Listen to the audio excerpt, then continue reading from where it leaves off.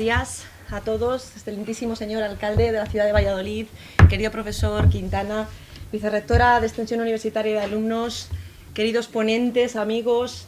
La verdad es que es un lujo hoy poder inaugurar este curso porque sin duda alguna entronca de una manera directa con la misión de esta universidad, que está basada no solamente en formar grandes especialistas en cada una de las áreas, sino muy principalmente formar ciudadanos críticos.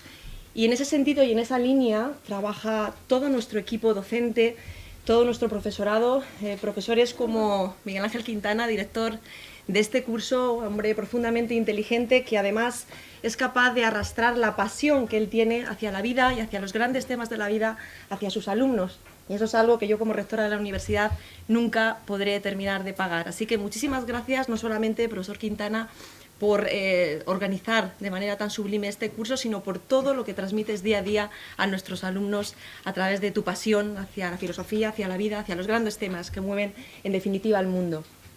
También es importante este curso de verano, centrado en los valores de la transición española hoy, porque sin duda alguna es, yo creo que, una propuesta diseñada para el tiempo en el que vivimos justamente en este preciso momento.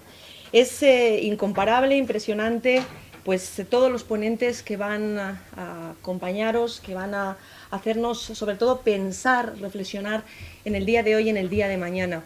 Cuando uno se pone a pensar, ¿no?, valora si realmente ese tiempo de la transición, ¿no?, esa transición hacia la democracia fue tan ideal como lo valoramos en estos momentos. ¿Y por qué funcionó tan bien? ¿Por qué las fuerzas políticas, por qué nuestra clase política funcionó tan bien en aquel momento? La pregunta, y eso es lo que yo pretendo encontrar respuestas a lo largo de estos días, es si está idealizado ese momento o si la clase política ha ido degenerando a lo largo de los años. Yo creo que esa es una cuestión también a la que seguramente encontraré respuesta en estos días. A veces uno piensa que la política, esa actividad tan sagrada, porque lógicamente nos lleva al bien común, es tan importante como para dejarla en manos de los políticos, de algunos políticos, que no todos, pero de muchos políticos. Seguro que todos ustedes estarán conmigo en que lo que buscamos los ciudadanos y sobre todo lo que también aprenden nuestros alumnos en sus aulas es que esa actividad política, como decía, tan sumamente sagrada, a lo que lleva y a lo que debe tender es a la transformación del mundo. Vamos a descubrir realmente si esa transformación hacia el bien común es algo que ocurrió hace años o es algo que está por ocurrir y si estamos preparados realmente para ello. Sin duda alguna, yo felicito nuevamente al vicerrectorado por esta magnífica propuesta, al profesor Quintana nuevamente, y doy las gracias muy especialmente al alcalde de nuestra ciudad, que es un honor tenerte aquí inaugurando este curso. Estás en tu casa, así que encantadísima, te lo agradezco. Te doy la palabra, alcalde, por favor. Muy bien, pues muchas gracias. Bueno, empezar por los agradecimientos, como debe ser. En primer lugar, al profesor Quintana Paz, buen amigo, que es quien se puso en contacto conmigo para que hiciera esta pequeña introducción al curso. Deciros que me parece tremendamente acertado por el momento y por todas las razones posibles en la temática que habéis elegido. Puestos a elegir yo, hubiera preferido ser ponente, porque bueno, siendo ponente se puede uno enrollar más y puede ser menos institucional, pero bueno, el papel que me corresponde es este y no me resisto a dejar algunas reflexiones, ¿no? Hacías una pregunta, ¿no? ¿Se ha deteriorado la clase política en estos años? Yo creo que indudablemente. La transición, yo la viví de niño, porque nací en el 68, por tanto yo tenía 10 años cuando, digamos, esto empezó con la Constitución, un poquito antes, pero la viví muy intensamente y de manera muy consciente, porque yo nací en una familia muy politizada, hijo de una militante socialista, nieto de un militante socialista, y en mi casa la política se respiraba. Aunque tenía 10 años, la verdad es que en mi casa no se hablaba de otra cosa que de política y por tanto la transición la viví de manera muy intensa, ¿no?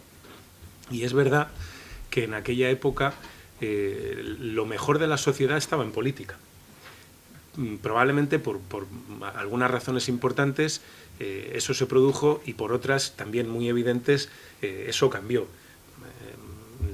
Había un hambre, una sed de hacer política entonces, se llevaba 2 o 3 generaciones sin poder hacer política en España y había muchas ganas de hacer política, y eso hizo que, con que muchas de las cosas de este país estuvieran por construir, estuvieran por hacer, los derechos por conseguir, implicó a las mejores cabezas probablemente de España en la política de entonces, ¿no? Luego, el paso de los años, bueno, pues en parte porque muchas de las cosas que se perseguían se consiguieron, hubo una parte de la sociedad que se apartó de la política, y también, ¿por qué no decirlo?, porque la política, y esto no está bien dicho, no está bien visto, perdón, no es una actividad que en este momento esté bien remunerada. Por tanto, mucha gente que tiene una carrera y una perspectiva profesional en el ámbito privado más interesante, incluso desde el punto de vista económico, tampoco hace política, ¿no? Pero sí que es evidente que hemos pasado de un momento histórico en el que lo mejor de la sociedad se involucró en política, y hemos pasado a otro en el que hay más mediocridad, indudablemente, desde todos los puntos de vista, académico, profesional, cultural, etcétera, ¿no? Y eso sin duda incide en el resultado, ¿no? No es comparable la política de entonces con la de ahora, yo creo que es evidente. Pero también hubo valores entonces que de alguna manera se han ido perdiendo o se han ido relegando a la hora de hacer política. El primero de todos yo creo que estaba en no exhibir las incompatibilidades por sistema, ¿no? En la transición yo creo que nadie presumía de ser incompatible con nadie.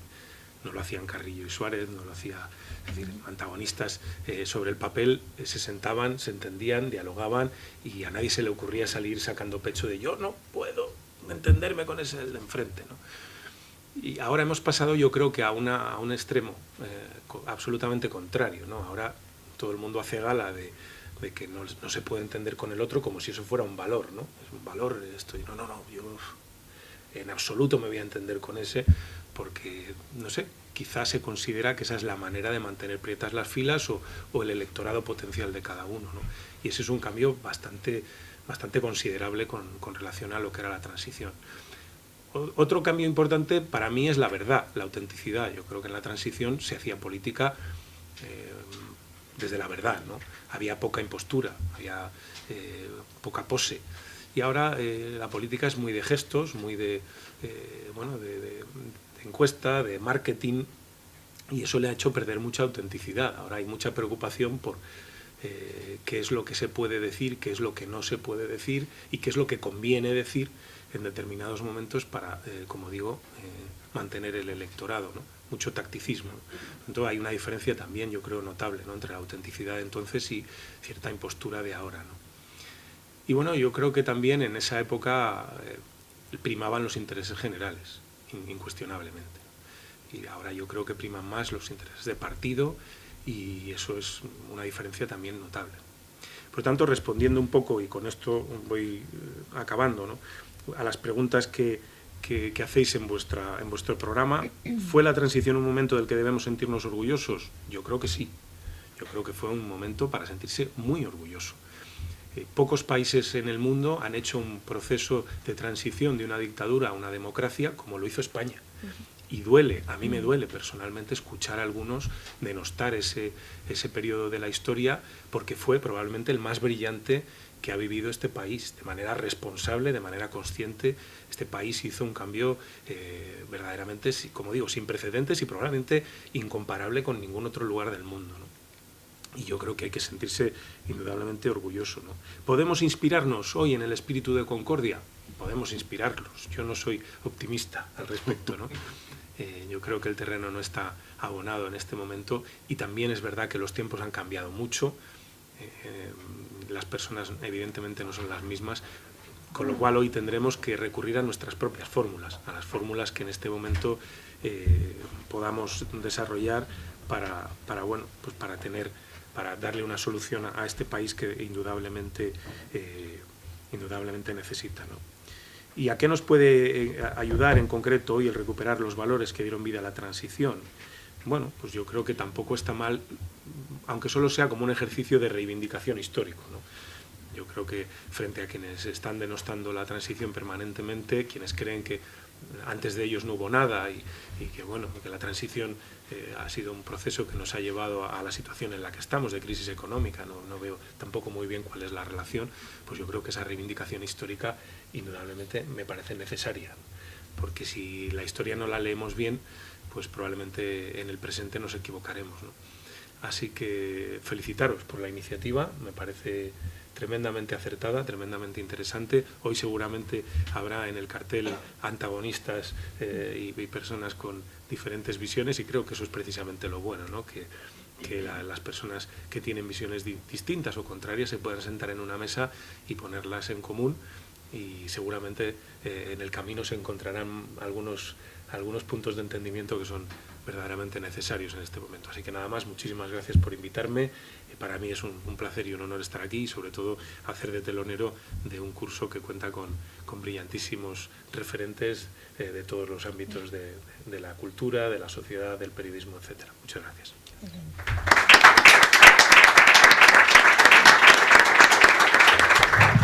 Muchísimas gracias, alcalde. Ya es un lujo escuchar a un político hablar, ¿no?, que subyace de alguna manera en su mensaje de contribuir, de sumar. Creo que es el valor de los valores, y de valores se va a hablar mucho, ¿verdad, profesor Quintana, en este curso? Así que, dándote nuevamente la enhorabuena y las gracias, te cedo la palabra. Gracias a ti, gracias a todos por estar aquí. García Escudero es un autor no demasiado conocido y del cual cuesta encontrar libros, pero en una de las librerías de viejo de las que gozamos en esta ciudad, pues hace un tiempo me encontré con este, Los españoles de la conciliación, ¿no?